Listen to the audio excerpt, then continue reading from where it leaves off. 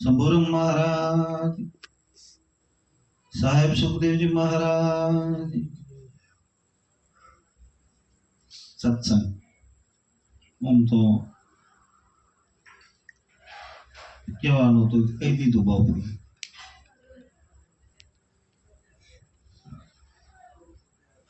કે સત્યનો સંગ, સત્ય એટલે આત્મા. કૃષ્ણ ભગવાનની ગીતામાં કીધું એને શસ્ત્ર કાપી ના હગે, પાણી ભીંજવી ના હગે, પવન સૂકવી ના હગે. એવો છે પરમાત્મા એ. અને બધાય સમજે છે, ગુરુમુખી બધાય. કઈ અમે સમજાવીને તમે સમજો એવું નથી. બધાને ખબર પડે છે કે પરમાત્માને મનુષ્ય અવતારમાં ઓળખાય એવો છે, બીજી જૂનીમાં કોઈ મને. કારણ કે મનુષ્યને 5 ઇન્દ્રિયનું જ્ઞાન છે અને પશુમાં 3 ઇન્દ્રિયનું જ્ઞાન. એટલે રસ્તા 2 છે મનુષ્યમાં. રાક્ષસ થવું હોય તો થવાય, ભગવાન પણ થવું હોય તો થવાય. એ બધું મનુષ્યમાંથી જ થવાય, બીજી જોનીએ મને જ થવાય. કારણ કે હરણાકંશ રાક્ષસ થઈ ગયો, એ પણ માણસ જોણીમાં થયો. અને એના દીકરો પ્રહલાદ 5 વર્ષનો હતો, ઉપદેશ લઈને ગુરુને વચન ઉપર હાલ્યા તો આ ભગવાન થયો. બસ આમ છે. એટલે સંતો કીધો કે આ મનુષ્ય અવતાર દેવા કરતા પણ દુર્લભ એટલે ગણનો છે. અને જે દેવ 33 કરોડ થયા ને મનુષ્યમાંથી જ થયા, કઈ ઉપરથી આયા નથી. એના ઇતિહાસ બોલે. રામ કો, કૃષ્ણ કો, રામો પીર કો, બધે આપણા જન્મ જ લીધો હતો. એને મા બાપ જ હતા, કે ઉપરથી ભગવાન આવ્યો નથી કોઈ. પણ એને જેને બધાને ગુરુને સેવ્યા અને વચન મર્યા તો ભગવાન થયા. એમ જો આપણે ગુરુના વચનમાં હાલશે તો ભગવાન થતા વાર નથી લાગે. કીધું ને આપણે સાકીમાં હમણાં કે તારે એને અરે ઢોકળો અડગ રાખે વિશ્વાસ. કિમ સાહેબ કા બાલ કા કઈ ગયા તમ દાસ. હું કીધું તારે એ ઢોકળો જ છે, પણ આપણે બારું ડોટી હજી કાઢી છે. હું તમે બધા જો ઢોકળો છે એને નથી ઓળખતા. આપણે કાંક અપેક્ષા છે કે હું આ જાય તો ભગવાન મળે, હું આ જાય તો સારો થાય. પણ સંતોએ ના પાડે છે. સંતો કે આદમ તો અંતરમાં વસે, ભજન કરે તો ભેટે. આ કયું ભજન? આ ગાય હમણાં વાણી બધા બોલ્યા, આનાથી મેળ પડે એવો નથી. આ વાણી કહેવાય. ભજન કાંક અલગ છે. અને એ આપણને મને તમને ગુરુ મહારાજે બધાને સમજાયું છે. પણ ક્યાંક ક્યાંક ઘટતો હોય તો વળી સત્સંગ મળે એટલે તાજો થાય. વાણી આપણે બોલીએ પણ વાણીનો વિચાર કરો. હમણાં ભાઈ વાણી બોલ્યા હતા કે સતગુરુની સેવા કરતા ધરતા હરિના ધ્યાન, ધ્યાનથી જ જ્ઞાન જાગે, અંધારા મટ્યા અજ્ઞાન. હું કીધું કે જે સતગુરુએ વચન આપ્યું ને આનું સેવન કરતા. ગુરુની સેવા કરવી સાચો, પણ મેન હેતુ આ તો આ ભીતરનું અંધારું જશે, નકે જશે નહીં. તો આપણે હજી ક્યાંક ક્યાંક કેમ આવી જશે? તો ધ્યાન ન લાગતું હોય, ગુરુને વચન ઉપર આપણને વિશ્વાસ ન હોય તો ઘટે છે. નકે તો સંતો કઈ ખોટો વાણીમાં ન બોલી જવાય કે એનું ધ્યાન ધરી તો અંધારું મટી ગયું. લ્યો તો આપણને તો મારા જેવાના તો અત્યારે વર્ષ છે. બીજેને નકર રવિ પુસ્તકમાં તો રવિ સાહેબે એમ લખ્યું છે કે 3 મહિના ને 7 દીમાં ભગવાનને પ્રાપ્ત કરી શકે, પણ એ લક્ષ્ય પકડવું પડે તો થાય શકે. એને વિશ્વાસ હોવો જોઈએ પાકો કે મારે બીજે ક્યાંય ભગવાન ગોતવો નથી, બીજા ક્યાંય ભરતા સરતા પડે નહીં, કે ગુરુ મળ્યા ને સબ મળી ગયું. ગુરુ માથે વિશ્વાસ હોવો જોઈએ. પછી ગુરુ કેમ કે હાલવું પડે, એના વચન ઉપર રહેવું પડે. એટલે તેમાં સંતો કે મેરુ ડકે જેના મરણે ન ડકે ભલે ભાંગે બ્રહ્માંડ. વિપતું પડે મનશે ની મારા હરિજન પ્રમાણ. વિપત પડે ને તો એનું મન ન ડગવું પડે. અવતાર હમણાં ખીમ સાહેબ ની વાણીમાં એ જ વાત કરી. એટલે સંતો એક બાણી એકબીજા સહી કરતા આવ્યા કે આ બાણી પ્રમાણે આ વાત સાચે છે, પણ એ પાસે રહેવું પડશે. બાકી ગુરુને મોઢે આપણે સત્સંગ સાંભળશે મૌન થઈ જશે, અને પછી હતા એમને એમ નથી મેળાવે. ગુરુને ખબર જ છે. ગુરુને તમે તત્વ લેખો છો, શું લેખો? ગુરુને માણસ લેખો છો કે હવે ગુરુ ફેરા સીધે આપણે ન કરીએ, નકર પછી કરવું. પરમાત્મા ગુરુ ફેરો બધો જાણે છે.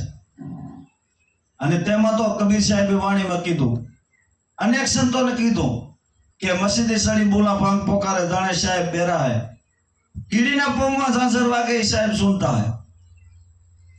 હું કીધું કીડીનો પગ કેવડો અને ઝાંઝર કેવડો છે, એ પણ પરમાત્મા કે સુણે છે. તો આપણો બધો ગુરુ મહારાજને ખબર જ છે કે હું કરીએ છીએ.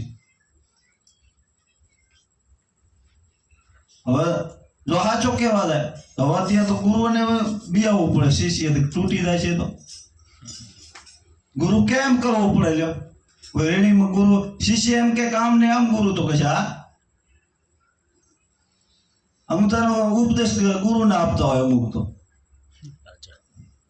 કે અમે બીજા કોઈને માનતા નથી, આ ગુરુને જ માની. એટલે ગુરુ હોશે એ તો પેલે જાણો વાત. આ કેમ નથી નિહરતો? હવે બાપુ કુંભારામ મેં તો એમ કીધું ગુરુએ માર્યા શબ્દના બાણ કાર ક્રોધ ના કર્યા કટકા. તો આ કેવા કાર? ઉ ગુરુ આવવાનું, ઉ ગુરુ આવવાનું. આનું શું કારણ? કોઈ જાત વરણમાં પડી ગયા છે. તો એ વખત બાપુ કુંભારામ ગાંડા નતા, તે હરિજન ને ચરણે ગયા. મીરાબાઈ કઈ ગાંડા નતા. આ જાતમાં તો કે રહી ગયા છે. જાતિ રે ભાતિ નથી મારા ગુરુના દેહમાં. સંતોની વાણી તો સાંભળો.